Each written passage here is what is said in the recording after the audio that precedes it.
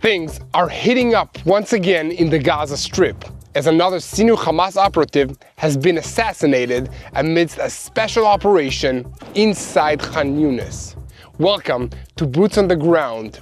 I'm Yair Pinto, bringing you all the truth about what's happening in Israel in the past 24 hours, this time from the border between Israel and the Gaza Strip right behind me. Arab media portals reported on Monday that undercover Israeli security operatives moved into Khan Yunis earlier in the day and eliminated Ahmed Karhan, a senior commander in Hamas's military wing. This caused a shockwave in the city, but it was just the beginning, as just a few hours later, the IDF issued a warning to the residents to evacuate ahead of an unprecedented assault. We'll have all the details from this latest special operation that sounds like the script from a Hollywood movie. But that's not all that was happening in the Gaza Strip in the last 24 hours.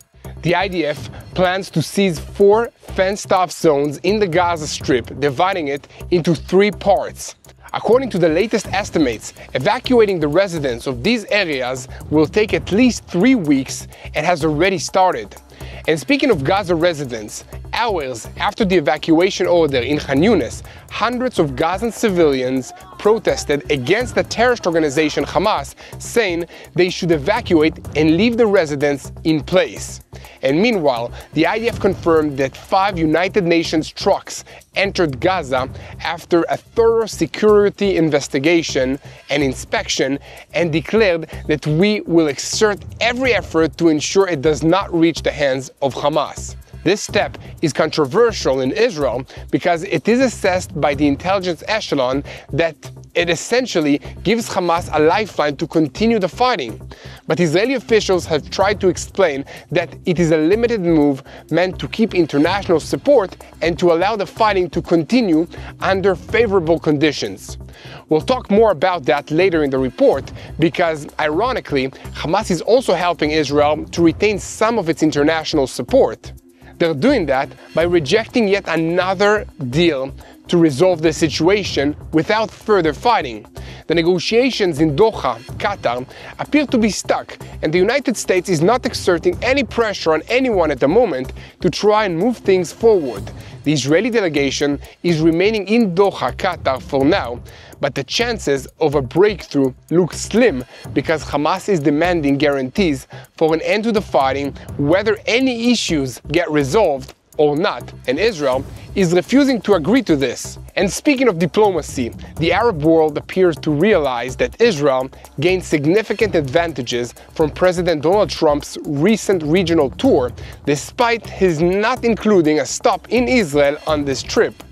A statement by the White House spokesperson Caroline Leavitt on Monday evening included a declaration that President Trump is in contact with all the parties in the war, thereby confirming direct contact with Hamas, in which he has clarified that he wants all the hostages to be released immediately. At the same time, a plan is taking shape to help Gazan residents who wish to leave the Gaza Strip. Reuters reports that buses packed with residents have left the Gaza Strip for Jordan, driving through southern Israel under military escort. Once in Jordan, these people are giving assistance to make their way to other countries, mostly in Europe. We'll have some more details about this, including the speculation that this is part of President Trump's plan for resolving this crisis. And meanwhile, in northern Samaria, terrorists opened fire at IDF soldiers in another sign of escalating violence in that location.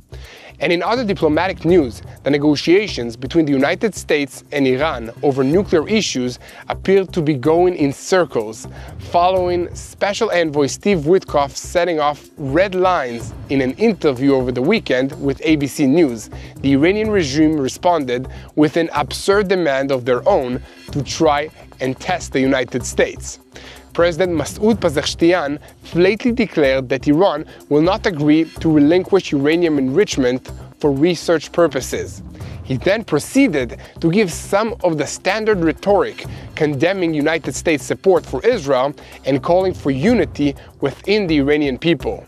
And finally, the Houthis in Yemen are making new threats, declaring that they will impose a blockade on the port of Haifa.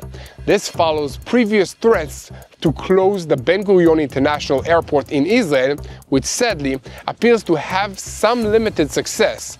So guys, we have a lot to talk about today, so let's dive into the details. I'm Yair Pinto, and this is your Boots on the Ground report from the Israel-Gaza border about what's happening in Israel on day 592 of the war against Hamas, Hezbollah, the Houthis in Yemen, the Shia militias in Iraq, and all the other armed groups in this region that are operating under the control of Iran's Islamic Revolutionary Guards Corps, which is the head of the axis of evil in the Middle East. And a moment before we begin, I want to thank you for helping us bring all the truth about what's happening in Israel to the world. To keep growing, we need your support. So I want to invite you to click on the subscribe button if you haven't already, so that together we can share the truth from what's happening in Israel, boots on the ground style. Operation Gideon's Chariots is expanding, and on Monday afternoon, the IDF issued an evacuation warning to the residents of Khan Yunis, cautioning an unprecedented offensive to destroy the terror organization's capabilities in these areas. The warning message said, "From this moment, Khan Yunis government is considered a dangerous combat zone, and you must move to El Mawasi. The terror organizations have brought disaster upon you. For your safety, evacuate immediately." As a reminder, the last time that the IDF maneuvered in Khan Yunis was in August, about 9 months ago. Also, this warning followed the announcement on Sunday that Operation Gideon's Chariots had begun and is proceeding in parallel with ongoing negotiations in Doha, Qatar. At present, 5 divisions are operating inside the Gaza Strip following a week of massive aerial and artillery bombardments against terror targets. Now, the IDF has begun the second phase of Gideon's Chariots, the movement of the population. In this phase, the IDF unleashes intense fire while simultaneously calling on the Gazans to evacuate to safe areas prepared for them around Rafah. This will include corridors set up to screen out possible infiltration by Hamas terrorists that are attempting to flee the battlefield, and the hope is that the IDF will then be able to fight the terrorists remaining scattered in the Gaza Strip without the fear of harming the civilian population. And meanwhile, in Gaza, testimonies continue to accumulate about the assassination operation against the terrorist Ahmed Sarhan in central Khan Yunis, which is considered a senior commander in the El Nasser Salah el-Din brigades, the military wing of the Popular Resistance Committees. An eyewitness told the media that they saw 9 people got off a bus dressed in women's clothes. They burst into Sarhan's house, assassinated him, and arrested his wife and children. About 4 hours after reports of the raid, his organization, in which he was described as a special operations officer, confirmed that he had been terminated. Reports in Palestinian media outlets confirmed these details, adding that heavy covering fire was laid down by nearby tanks and aircrafts in order to secure the withdrawal of the special operations teams. The reports also said that the goal of the operation had been to capture Sarhan alive. Other reports added that the raid lasted around 20 minutes and that physical evidence was found at the scene, including rifle bullets, shell casings, smoke grenades, women's clothing, and camouflage box that appeared to be belonging to him, the terrorist. This is a major operation that the IDF has executed in the Gaza Strip over the past few days. Elsewhere, the Golani Brigade battle team has operated in recent weeks under Division 36 in the Morag corridor between the Khan Yunis and the Rafah brigades. Thus far, forces have neutralized hundreds of terror infrastructure, including tunnels, and eliminated dozens of terrorist fighters. In recent days, Yalom unit fighters under the brigade command destroyed the tunnel into which the terrorists fled after detonating the charge that left Captain Noam Ravid and Sergeant Major Yaheli Saror fatally wounded, along with 2 of their comrades who were seriously wounded but survived. There are many other similar stories of heroism and hard work by the IDF soldiers in the Gaza Strip because Israel is currently attempting to execute several moves simultaneously. First, to improve positions before the transition to an assault. Second, to seize assets in case that the parties are forced to halt the fighting before it starts. And third, to exert unrelenting physical pressure on Hamas. As part of this campaign, it was reported that telephone, internet, and electricity lines have been cut off in the Khan Yunis area, while the Air Force continues a powerful wave of strikes across various parts of the city. Amidst all of this kinetic activity, there is evidence emerging that the residents of Khan Yunis know exactly who is to blame for their difficult situation. Footage was posted online on Monday showing a street demonstration in the city by residents angrily demanding that Hamas get out and let the ordinary people living there stay in peace. This is particularly significant as Khan Yunis has long been considered the city where Hamas is the strongest. Speaking of ordinary residents in the Gaza Strip, according to security estimate data, more than 400,000 residents have already moved from northern Gaza to the south. And meanwhile, the IDF has increased infrastructure demolition activity using ground explosives and heavy engineering equipment. The Southern Command of the IDF reports that there is a very large effort to establish the humanitarian aid hubs in southern Gaza. It is an engineering challenge due to the scale of destruction that requires clearing and creating flat areas for setting up tents, warehouses, distribution zones, and security screening systems that will not endanger the forces and the civilian companies. And speaking of which, 5 United Nations trucks carrying humanitarian aid, including baby formula, entered the Gaza Strip today through the Kerem Shalom crossing. The trucks enter Gaza after a rigorous security inspection by the Defense Minister's Crossing Authority. The IDF explained that the aid entry was carried out in accordance with the decision of the Security Cabinet and on the military echelon's recommendation, adding that the IDF will enable a humanitarian response in the Gaza Strip, making every effort to ensure that the aid does not reach the hands of the terrorist organization Hamas.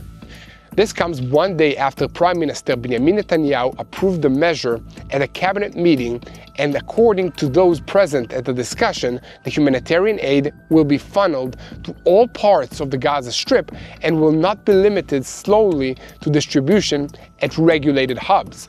Netanyahu claims that the decision was approved by the IDF's recommendation and from the operational need to enable the intensification of the fight to defeat Hamas. He added that Israel will bring a basic quantity of food for the population to ensure that no famine crisis develops in the Gaza Strip. Such a crisis would jeopardize the continued action of Gideon's chariots to defeat Hamas. Israel will act to deny Hamas the ability to seize the humanitarian aid distribution so as to ensure that the aid does not reach Hamas terrorists.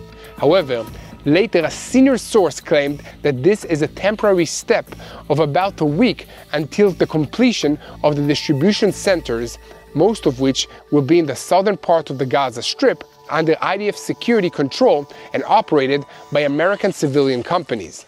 So guys, here at TBN Israel, we will continue to report on every development, boots on the ground styles, and as always, we invite you to be part of the team by sharing our videos on YouTube, following us on official social media accounts of Yair Pinto and Mati Shoshani, and clicking on the subscribe button so that you never miss another episode of Boots on the Ground.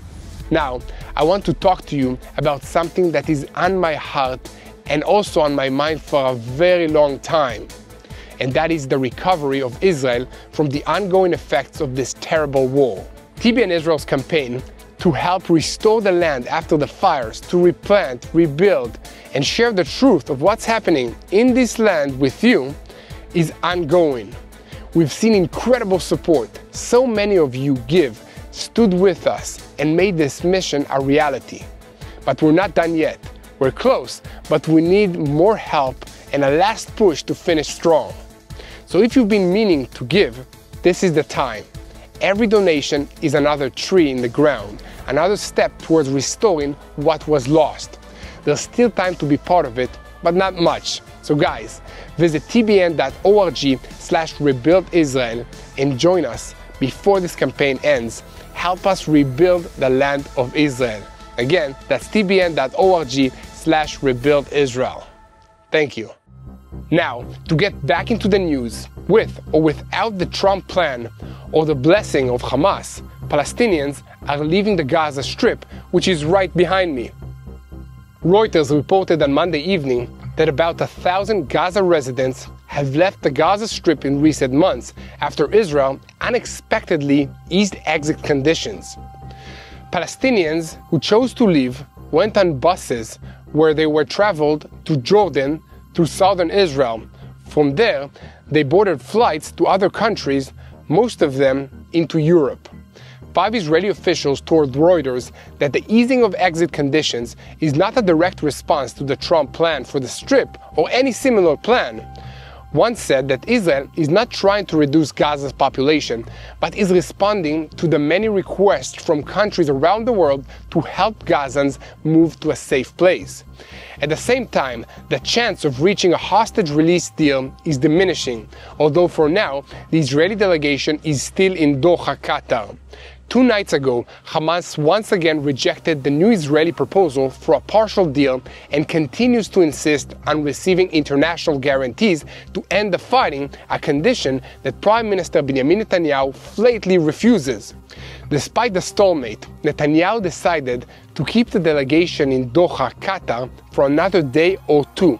Apparently in an attempt to signal to the Americans and to the Israeli public that significant efforts are being made to reach an agreement. However, the likelihood that Hamas will compromise at the last minute seems extremely slim. On Monday, the Prime Minister clarified that he is on the way to complete victory and full control of the Gaza Strip, a statement that distances any possible political compromise at this time. People close to the Prime Minister Netanyahu emphasize that there is full coordination with the American administration on this issue. A senior political source confirmed that the Americans are completely with us on this issue to destroy Hamas rule and disarm the Gaza Strip. They want a deal, but not at our expense. Now, we're switching our focus to northern Samaria, where terrorists opened fire on Monday evening at an IDF force guarding the Gideon checkpoint in northern Samaria. According to the report, the shots came from the direction of the village of Sebastia, but there were no casualties amongst the soldiers and no damage was caused. However, this is the second shooting attack during the past week, and only last Wednesday, Tzala Gaz was murdered after a terrorist fired at the car while she was driving to a hospital in Israel with her husband to give birth to their 4th child. Tzala was critically wounded but managed to stay alive long enough for her baby to be delivered before succumbing to her wounds. The baby is still in serious condition in Israeli hospital. So guys, here at TBN Israel, we will continue to pray that the baby and his father receives strength to rebuild their lives after the terrible disaster, and we ask you to join us in these prayers. So guys, keep spreading the truth, share our videos on YouTube, follow us on official social media accounts of Yair Pinto and Mati Shoshani, and most importantly, don't forget to click the subscribe button if you haven't already so that you never miss another episode of Boots on the Ground. Now, we are switching our focus to the ongoing talks between the United States and Iran over the country's nuclear program. The United States envoy to the Middle East, Steve Witkoff, said in an interview with ABC over the weekend that we have one very clear red line, and that is enrichment. We cannot allow even 1% of enrichment capability. We have put forward a proposal to Iran that we believe addresses parts of this issue without hurting their dignity. We want to reach an agreement with Iran, and I think that we can do it. I think we will meet the Iranians this week in Europe, and we hope it will yield positive results. Regarding conditions in the Gaza Strip, he mentioned that the conditions on the ground in Gaza are extremely dangerous, emphasizing that we do not want to see a humanitarian crisis in the Gaza Strip and will not allow one to occur during the Trump period. There is no difference between the positions of President Trump and Israeli Prime Minister Benjamin Netanyahu on the supply of humanitarian aid to the Gaza Strip. On the Iranian side, Foreign Minister Abbas Araghchi confirmed that work is underway to set a date for the next round of talks with the United States, and it will be announced very soon.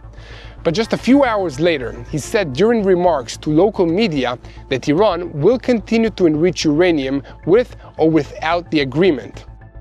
To make a brief comment on my own on this situation, Israeli officials have been saying for months that the Iranians are just stalling and have no intention of making a real compromise with the Americans regarding their nuclear program.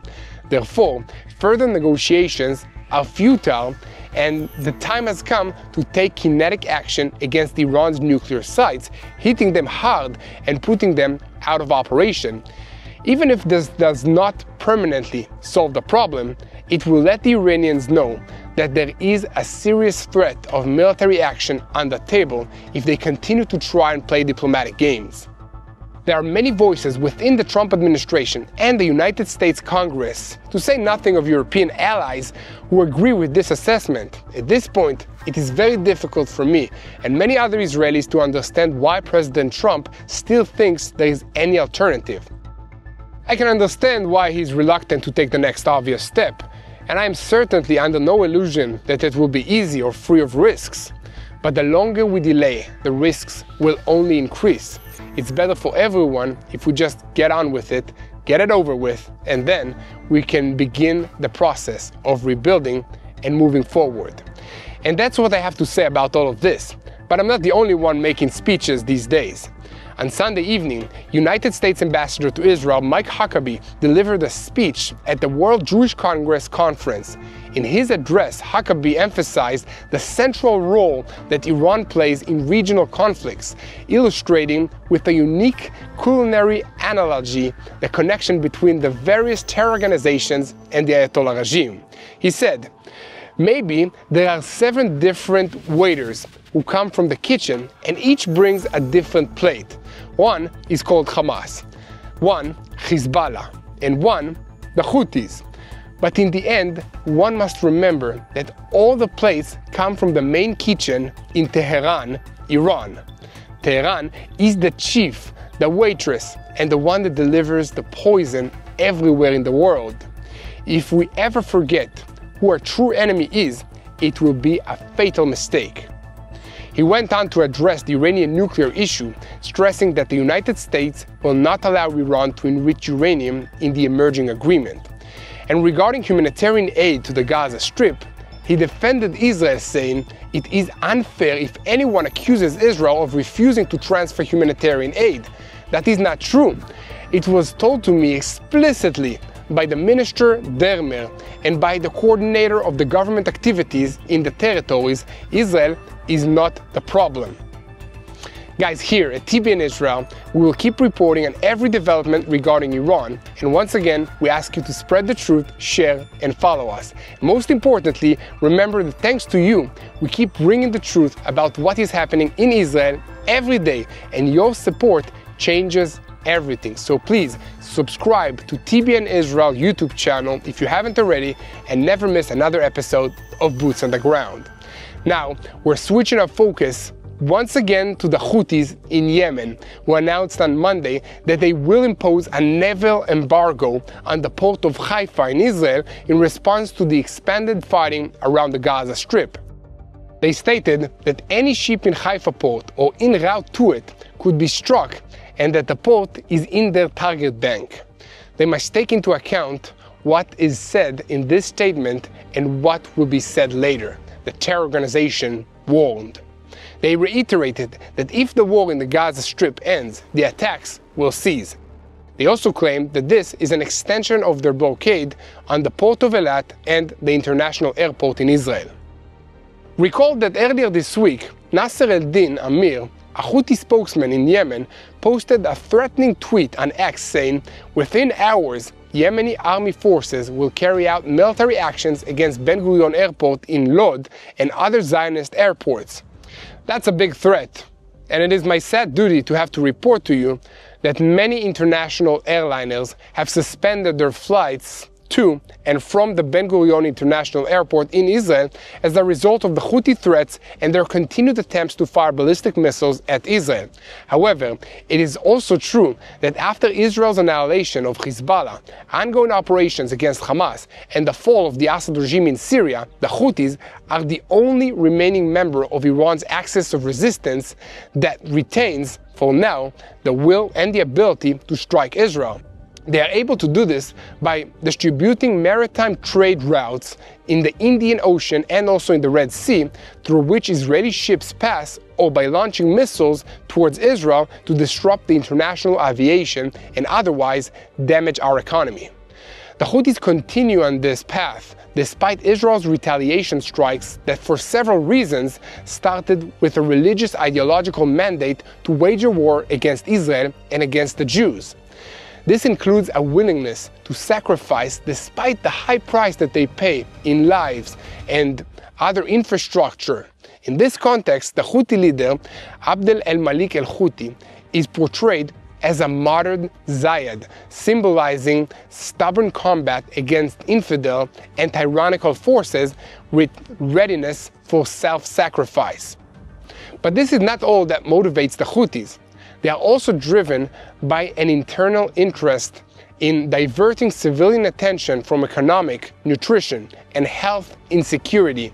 For example, the Houthis have not successfully eradicated the cholera epidemic or many other diseases that are spreading in the country of Yemen under their control.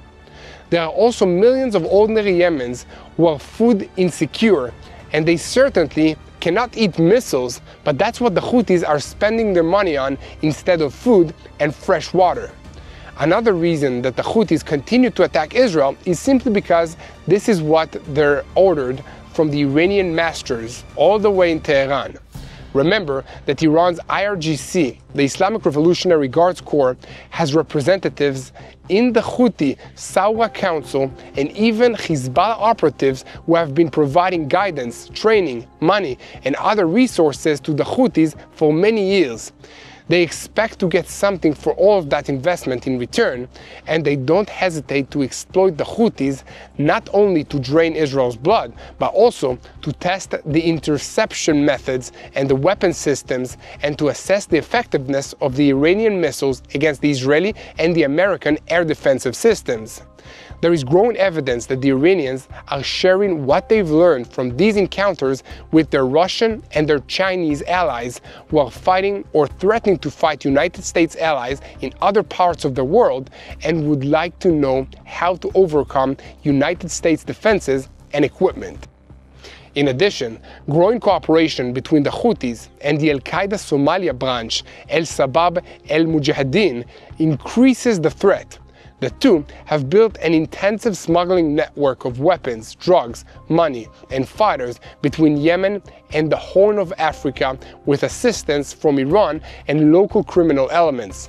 This cooperation is a force multiplier for the Houthis and could enhance terror threats not only in the Red Sea region, but also towards the Horn of Africa, especially as both sides acquire UAVs, USVs, and long-range missiles. Therefore, confronting the Houthi threat requires building a regional coalition that includes the Gulf states, Western countries, and even India, if not militarily, then at least in the intelligence level and informational realms. This response should also include an ideological element, and one of the easiest ways to do this is simply by translating some of the Houthis' own materials into local languages and dialects so that other Muslims in the Middle East can see how bizarre and distorted the ideas that they're trying to impose on their neighbors really are. But to ultimately remove the threat that the Houthis pose to regional and even global stability, a force will need to go in underground in Yemen to physically remove them and replace them with a more moderate civil administration. There is already a force in place in Yemen called the Southern Transitional Council. It is backed by the United Arab Emirates and has support from serious military forces.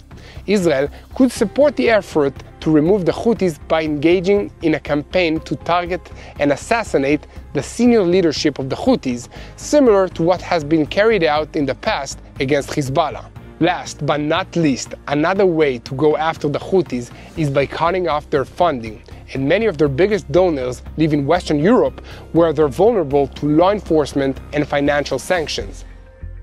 In summary, guys, this is a spiritual war between good and evil, and we all know which side God is on. So help us share the truth and pray for the situation. And if you want to support us financially, please go to tbnisrael.com/give so we can spread the truth and create more videos like this one on a daily basis. I want to conclude today's report by paying my last respects to a hero who gave his life to defend the country of Israel, Sergeant Yosef Yehuda Kayarak, a fighter in the Engineering Battalion 601. He fell in a battle in the northern Gaza Strip over the weekend in an incident which is still being investigated. He is the first fallen soldier from Operation Gideon's Chariots, but since the outbreak of this war, 857 IDF soldiers have fallen in battle. So let's continue to pray for the IDF soldier wherever they are, in the air, at sea, and on land. Let's pray together for the hostages who have been held in the Gaza Strip for too long, right here behind me, in that terrible place under Hamas rule. Let's pray for their release. Let's continue to pray for all the innocent lives in this region that are affected by the terrorist elements, that all these enemies will have a change of heart and will start loving on Israel and on the Jewish people. God can make that happen. So let's unite in prayer for the peace of Jerusalem. Hello, this is Mati here in Jerusalem with TBN Israel. This is Yair Pinto from TBN Israel here in Jerusalem. TBN Israel is keeping viewers informed with Israel-focused news, culture, and what God is doing in this land. Support TBN Israel today online at tbn.org/Israel. Thank you.